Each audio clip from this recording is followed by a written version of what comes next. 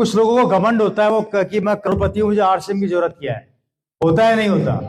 आप में से कई लोगों को ऐसे लोग मिलते होंगे जो ये कहते होंगे कि यार ऑलरेडी मैं तो करोड़पति हूं, मुझे आरसीएम की जरूरत क्या है। आई एम ए डॉक्टर, मुझे आरसीएम की जरूरत क्या है। आई एम ए इंजीनियर, मुझे आरसीएम की जरूरत क्या है। आई एम ए साइंटिस्ट, मुझे आरसीएम की जरूरत क्या है। अरे आई एम ए बिजनेसमैन, मुझे आरसीएम की जरूरत क्या है। अरे मेरे पास तो बहुत जमीनें पड़ी है, मुझे आरसीएम की जरूरत क्या है। अरे मेरे को तो वैसे 20 लाख किराया आता है, मुझे आरसीएम की जरूरत क्या है। अरे मेरे दादा परदादा ने तो इतनी जमीनें बना रखी है, मेरे पास ऑलरेडी इतनी खेती है, मुझे आरसीएम की जरूरत क्या है। वो सब लोग अपने दिमाग से गलतफहमी निकाल देना। मैं बताता हूं कैसे है, बताना जानना चाहते हैं आप लोग? मैं बताता हूं। मेरी बहन, मेरी छोटी बहन जिसकी शादी उस घर में हुई, पानी पी लूं अगर परमिशन दे तो। मेरी छोटी बहन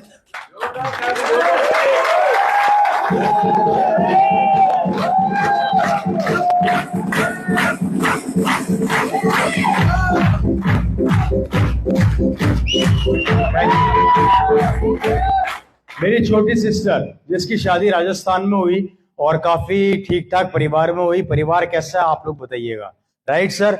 मेरी बहन जिसकी जहां पर शादी हुई वो काफी ठीक ठाक फैमिली में गई। आप जब राजस्थान जाते हैं तो कुकस जब आप एंटर करते हैं तो कुकस में लेफ्ट साइड में एक होटल आती है, होटल शिव विलास पैलेस। वाइट रंग का होटल है, वो मेरे सिस्टर के हस्बैंड का है। 5 स्टार डिलक्स प्रॉपर्टी है। हाँ, कुकस से आगे मेन रोड पे वो प्रॉपर्टी है। 5 स्टार डिलक्स के नाम से है, 5 स्टार होटल है वो। ऐसे 4 होटल उनके जयपुर में है। पूरे यूरोप के 25 कंट्रीज के अंदर उनके डायमंड्स के और कारपेट्स के बिजनेस है। खुद का पर्सनल हेलीकॉप्टर है। 70 से 80 कारें एट ए टाइम उनके घर में खड़ी रहती है। शिव विलास का सबसे सस्ता रूम है, एक रात का किराया 35,000 रुपए, और सबसे महंगा रूम है 7 लाख रुपए। उसकी होटल की सजावट में 40 किलो सोने के गोल्ड का अर्क से काम हुआ है।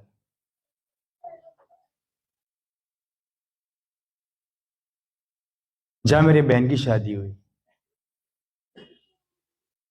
कैसी फैमिली है? ठीक ठाक है। सालाना टर्नओवर है 2000 करोड़ का। कितना टर्नओवर है? 2000। और ये मैं आपको गूगल में सर्च करके आप देख सकते हैं, नहीं है तो आप कभी जाए तो पूछ लीजिएगा शिव विलास के नाम से। शिव विलास का मतलब है शिव बिहारी, वो मेरे सिस्टर के ससुर जी हैं, राइट? ठीक ठाक होटल है, ठीक ठाक काम है। वहां मेरी बहन की शादी हुई।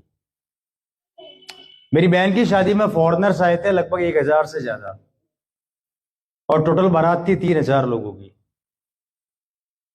जिसमें बड़े बड़े सीएम से लेके बड़े बड़े नेता, बड़े बड़े बिजनेसमैन जिनको जेड सुरक्षा मिली हुई थी।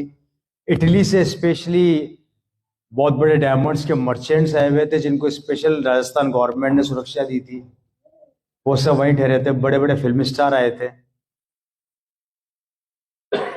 एक बार मेरी बहन का फोन मेरे पास आया, भैया क्या कर रहा है? मैंने कहा बोल क्या हुआ? हमारे घर में एक फंक्शन है होटल में, तेरे को होटल में आना है। मैंने कहा ठीक आ जाऊंगा, तारीख बता। मैं कहा डेट खाली होगी तो आऊंगा। फैक्ट है। हमारे आपके यहाँ पे नहीं पता क्या बोला जाता है, जब हमारे यहाँ पे बहन के बच्चा होता है तो उसके कपड़े जाते हैं। अब क्या बोलते हैं आपको वहां पे, मेरे को पता नहीं।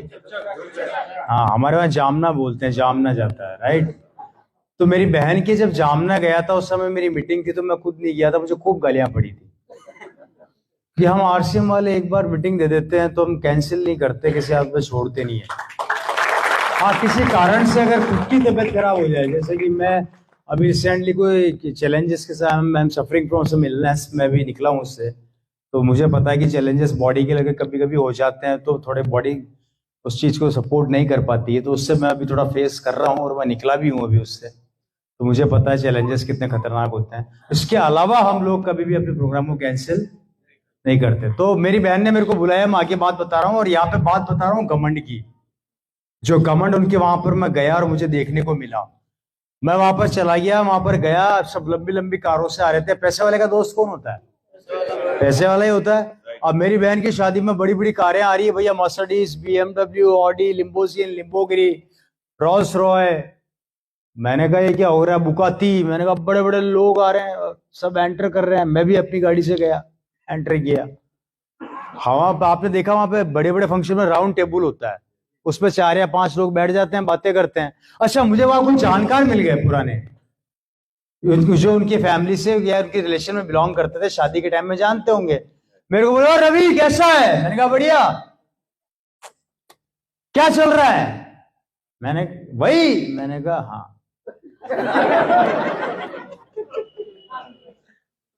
चल रही है क्या? फिर एक सवाल पूरे हिंदुस्तान में चल रहा है, चल रही है क्या?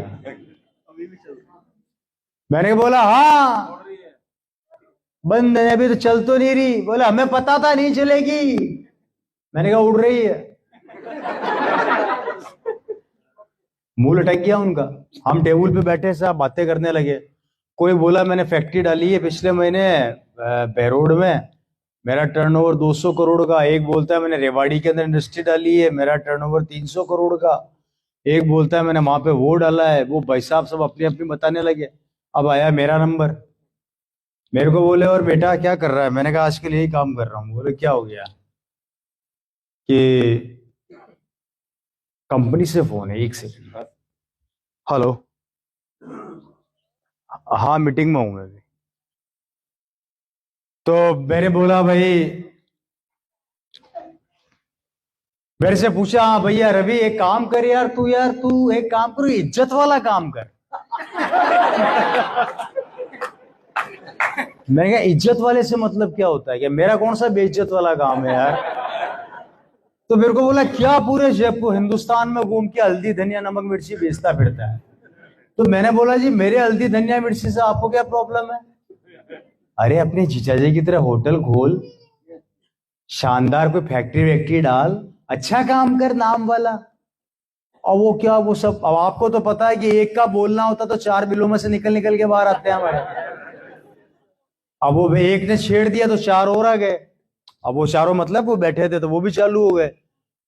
अब मैं बहुत देर तक सुनता रहा, लगभग 10 से 15 मिनट में सुनता रहा उनकी बातें। वो मेरे को लेके उल्टा सीधा बोल रहे हैं, यार आरसीएम ये आरसीएम वो, ऐसा कोई होता है क्या? ये तो सब फालतू के काम है, कब तक पब्लिक को पागल बने, इस टाइप की बातें चल रही थी। तो हम लोग सुनते हैं जब तक सुनते हैं, आरसीएम वालों का एक प्रॉब्लम है, सुनते हैं तब तक। आ गई फिर किसकी? नाक की बात। दोस्तों बहुत देर तक सुना, सुनने के बाद मैं चुपचाप रहा। और अब उनका घमंड तोड़ना जरूरी था, क्योंकि उनको घमंड था कि हम पैसे वाले हैं। तो मैंने कुछ नहीं किया, उन चारों से उन सबका मोबाइल लिया। मैंने अपना मोबाइल जेब से निकाला। एक बाहर चौकीदार खड़ा था, लड़का खड़ा था, उसको बुलाया जरा।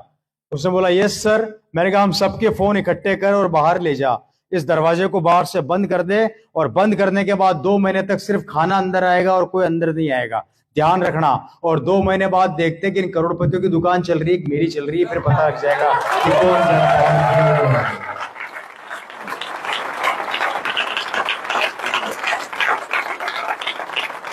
वो मेरे को बोले तेरा दिमाग खराब हो गया है, अगर तूने हमारा काम पर मोबाइल छीन लिया तो हमारा सैलरी कौन बांटेगा, माल कौन देखेगा? और वो सब अपनी राय देने लगे। मैंने कहा क्यों, अब क्या हुआ? काम तो मेरा भी है जो चल रहा है भाई, इतना परेशान क्यों हो रहे हो आप लोग? बोले क्या मजाक लगा रखी है, ऐसा कोई होता है क्या? मैंने मोबाइल निकाला, रिफ्रेश मारा, मैंने कहा ये देखो।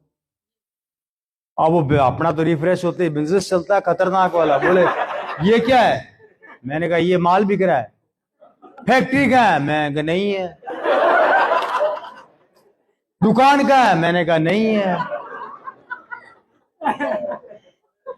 इन्वेस्टमेंट का किया हुआ है? मैंने कहा कहीं नहीं किया हुआ।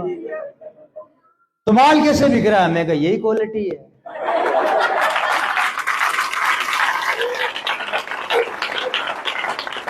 यही क्वालिटी है। आप करोड़ों रुपया लगा के भी चैन से नहीं बैठ पा रहे, और या 0 रुपया लगा के मेरा माल इतना बिक चुका है, जितना टर्नओवर आप पूरे साल में कर रहे हो उतना टर्नओवर मैं 1 महीने में कर रहा हूं। मुझे बताइए किसका बिजनेस बड़ा, किसका छोटा? The power of RCM business कि एक बार नेटवर्क को डेवलप कर दिया, उसके बाद भगवान की भक्ति में लग जाओ, टेंशन लेने की जरूरत नहीं है। आएगा ही आएगा। उनकी बोलतियां बंद हो गई, चेहरे लटक गए। अरे दोस्तों, मैंने कहा भैया आप बताओ सिक्योर कौन, आप या मैं? बोले सर सिक्योर तो आप ही हो उस हिसाब से। तो मैंने कहा आप देख लो कि बड़ा बिजनेस किसका। और उन लोगों का मुंह बंद कर दिया। अगर आपके लोग बीच में भी ऐसे लोग आए ना जो ये बोले कि मैं करोड़पति हूं, मुझे 10 लाख किराया आता है, 20 लाख किराया आता है, मेरे बगल में आ जाना एक बार। मेरे बगल में आके बैठ के बता देना कौन ज्यादा सिक्योर है। पता लग जाएगा आप लोगों को ये ताकत है इस आरसीएम बिजनेस की।